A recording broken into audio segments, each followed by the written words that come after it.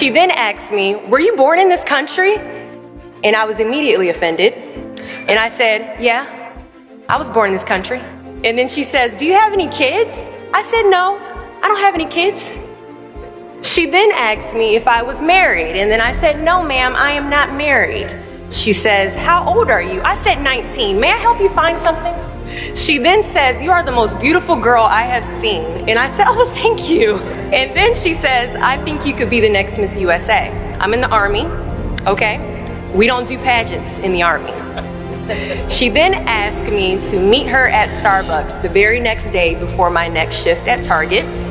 And apparently I was a pretty open-minded 19-year-old because I actually agreed to meet her the very next day. The next day she brought this foot-tall stack of pageant books and proceeds to convince me to enter into a state pageant. So 3 months later, I compete in my first pageant and I lose. I go back the second year, compete in the state pageant. I lose. Go back the third year, compete in the state pageant and lose. Go back the fourth year, compete in the same pageant and lose. I go back the fifth year, y'all. Compete in the state pageant and lose. But guess what? I go back the sixth year. Guess what happens? I lose. I called her on the phone and said, you told me I could be the next Miss USA. And she says, Deshauna, keep working, don't quit, keep going back. And in June of 2015, she passes away from leukemia.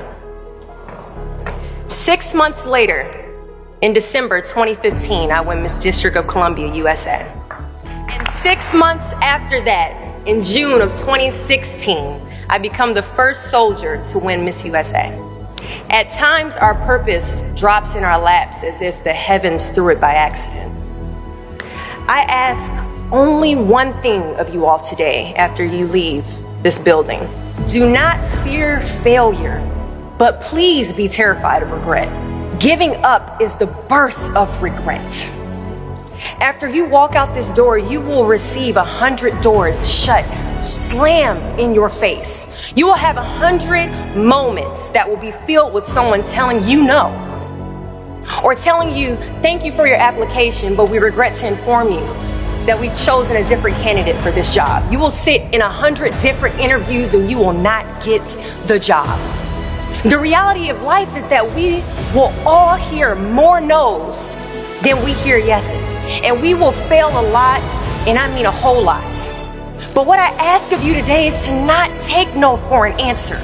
Don't be afraid of no's. Be afraid of the possibility of a yes that you have prematurely destroyed because you decided to quit before the clock strikes 12. I love a good no. Please tell me no. Telling me no is like adding fuel to a fire that is now set ablaze because of your single no. So today I challenge you to fight, to work, to not stop here, to believe so heavily in your aspirations that you too will not fear the word no, but instead you will choose to welcome it.